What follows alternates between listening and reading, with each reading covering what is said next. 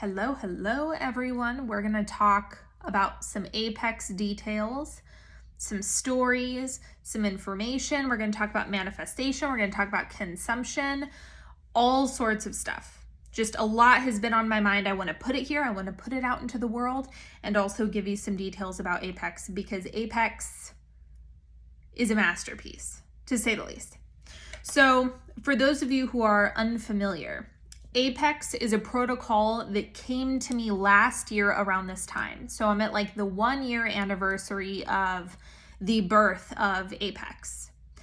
And at this time last year, I was in a lot of frustration around not having my own house. Like that was the number one manifestation that I desired. I was tired of living with family. I'd been shopping for a house for a really long time. I was going and looking at a bunch of different houses. Like I was just in the thick of it.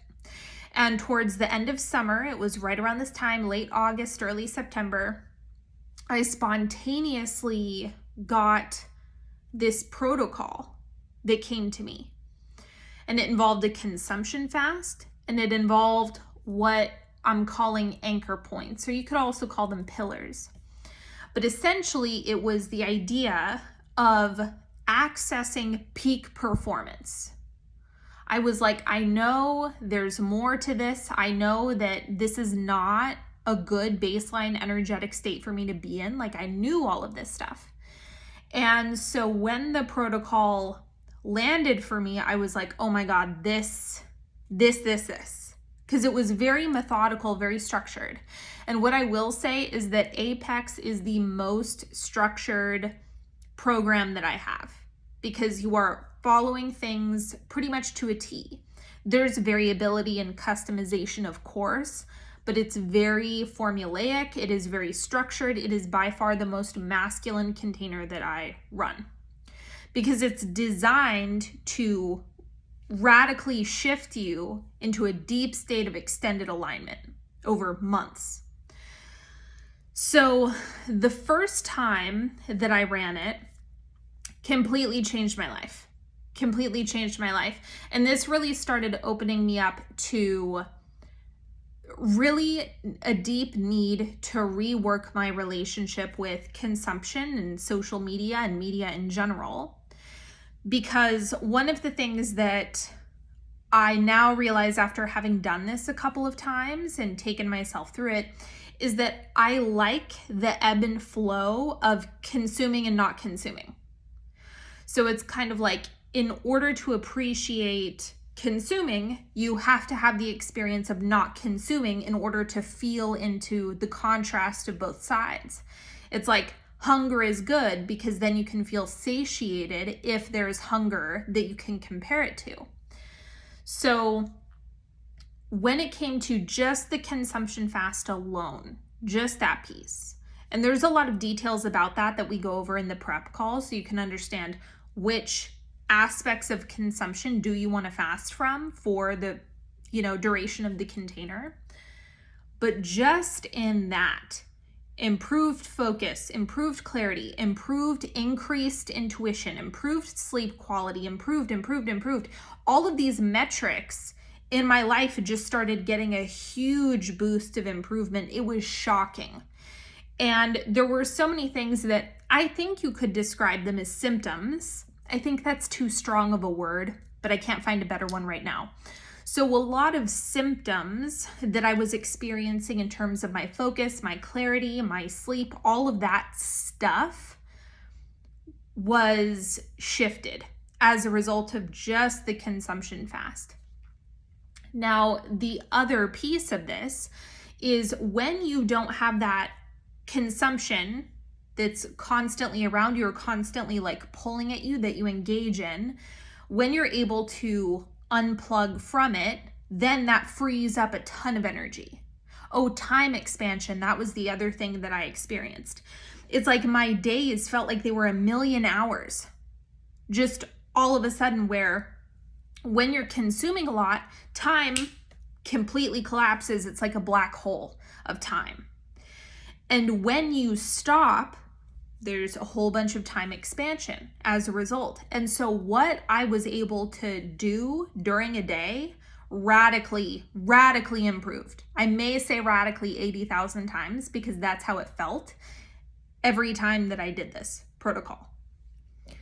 So through the first round, I ended up refining what consumption meant, what it looked like, what the weak points were, because there were even times when during that first round, I could feel myself want to overconsume music or books. I overconsumed books during that first round. I was like book drunk for a week. And I'm like, okay, there's something here. It's way more nuanced than I anticipated it being. So anyway, a lot of those like nitty-gritty details we go over in that prep call, like I mentioned. But let's move on. So I was really interested at this point in time manifesting a house and also focusing on my love life, my relationship. And if you were in sub, you know that Apex was instrumental in improving my love life. That was absolutely, it was not just correlation, it was 100% causation. Doing this protocol was leading to insane results when it came to the quality of my love life, like undeniable. And now that I've gone through the protocol a second time and the same thing, right around that 1 month mark of Apex, there would be this huge eruption of improvement in my love life. I don't know why that was the marker for me, at least. And of course, when you have alignment and clarity and you're just in the flow, there's going to be improvements. There's going to be that ripple effect that has an effect on a whole bunch of different areas of your life. So we know that that happens, but it is interesting when you have the free space and the lack of clutter, the lack of energetic clutter in your field that allows you to refine your focus, get laser focused on the things that you desire, and start manipulating them energetically, moving things around, molding them to your desire, and giving yourself time to harmonize with it. So if you're in a chronic state of this, you can imagine, like, what do you think is going to happen? Now, if you go through my Instagram and you look, I documented, not every day. There were some days that I missed or that I was lagging on, but pretty much every day of this last round of Apex is documented. Almost every single day I was writing. I was giving details of what happened. I gave details of like client results, what was happening for other people. So if you go back there, you'll even see like there's ugly crying selfies. And I took you through the entire process of how my life was changing, what was happening with my energy levels, what was happening when I was going through what I call the detox period, my sister moving out. There was so much happened during that last round of Apex. And so if you're interested, I recommend that you go look at that. And if you see any post that says day 45, day 10, day whatever, that's my Apex documentation, just so you know. So let me tune into what else I want to say here. One, I feel like part of our adaptation to technology as humans is going to involve more fasting. I feel like I'm a little ahead of the curve on this as far as like prioritizing it and making it non-negotiable. But I do imagine that that is going to be woven in more intentionally. The more people get a taste of what's it like to have that space, what's it like to have that solid duration of being unplugged in a way where you're not consuming. Because I still work, I still post online, I still do podcasts, I still do videos, I still post on Instagram, but I myself am not digesting and consuming the information. So that's number one. Then the other piece about why this isn't sustained all year is because I like consuming, and I think that it's really fun to have an exchange of ideas and hear different people and watch comfort shows. Like, none of that stuff is bad or wrong. I like these things just as much as anyone else. However, it's about temperance, balancing things out, giving yourself enough contrast so that you can see something else. And this is the other thing that I really got clear on during that second round is when you are in the protocol, once you get past like the energetic funk phase, that calibration phase in the beginning, after that initial week, you start to feel what peak performance feels like. It just becomes clearer and clearer and clearer as you go through the protocol. Particularly after that first month, I feel like I'm on top of the world a lot of the time.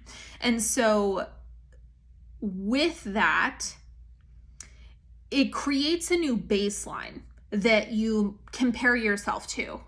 So for myself, it's interesting having, okay, we have peak performance. Now, where am I relative to that?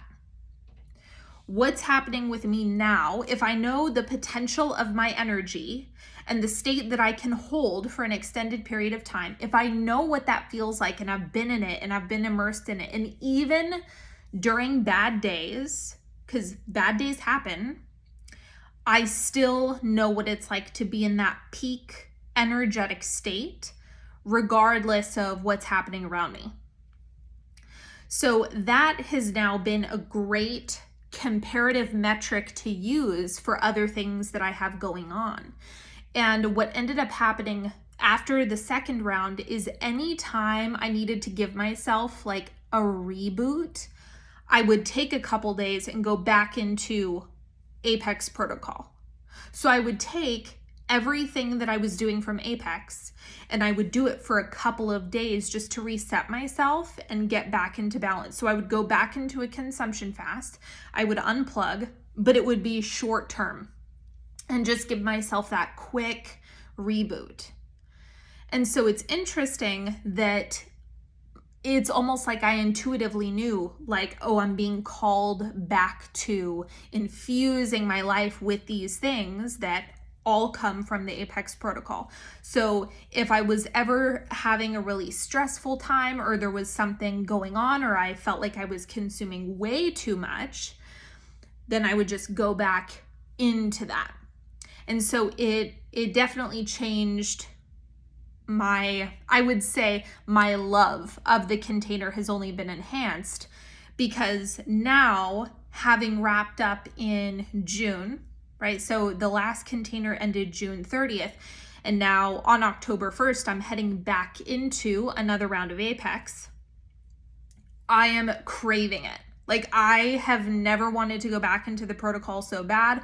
I am like, my life needs this right now. I need this right now. I want this. I want to see what happens to my life. I want to see what happens to my environment, my circumstances, my freaking bank account. Like, I want to see what happens on all fronts with this, because I know for a fact, every time I have done this, my life has changed.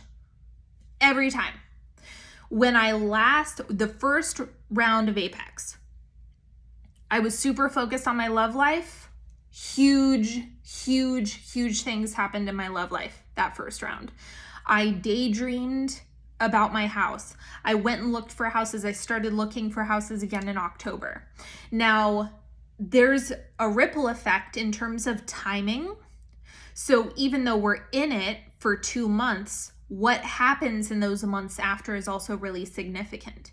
So I also keep my eyes peeled for what happens in those few months after. So once I finished Apex on November 30th of last year, December was a record-breaking financial month. And then in January, I doubled it and got a house. Coincidence? Absolutely not. And there wasn't any, I know that it's the pure cause because there was nothing else that I had interfering with this protocol at that time. I wasn't overlapping a whole bunch of different stuff. I wasn't working with anyone at that time. It was purely this protocol was it. So that was just the first round. That was just like a taste of Apex. I refined it, relaunched it for the spring round. Then it was such a massive energetic shift that happened that my living situation with my sister changed. My business started going into this really massive transition. There were all sorts of things that changed. Once again, my love life got a massive improvement. Again, there was just more blossoming, more evolution within my love life, more on all fronts. And so now it's like there's this eagerness that I have. I'm like, oh my God, I want to start now. I can't wait, even though, you know, I have to give you guys an opportunity to get inside. But I am painfully eager about all of this.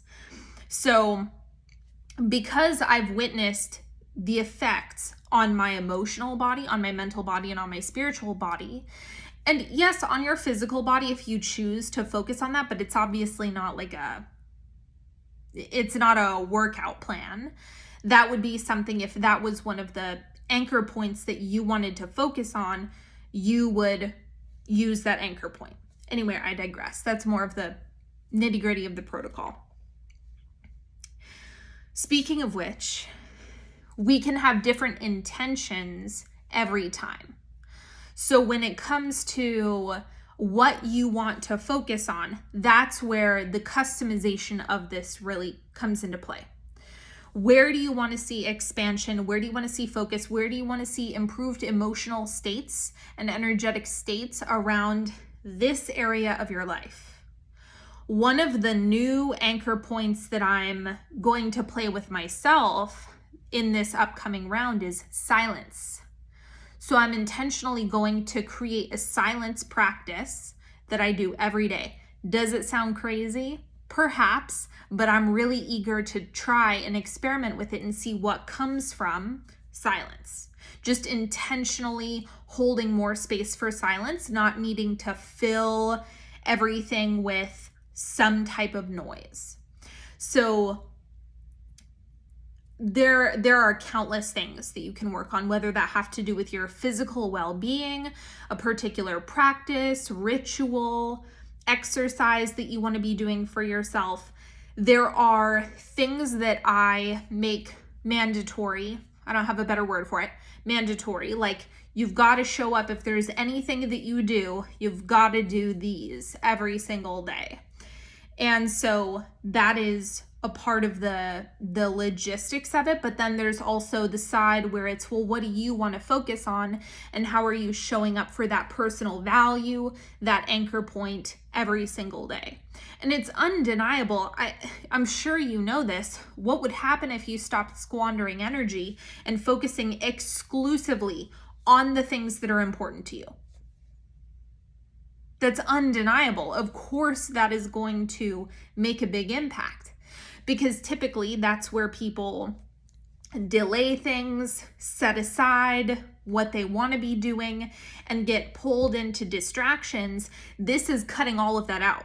Like, you don't have an option. Now it's putting you in a space where you have to be focusing on the things that you value, because that's where your pure attention and your pure energy is going to want to go anyway.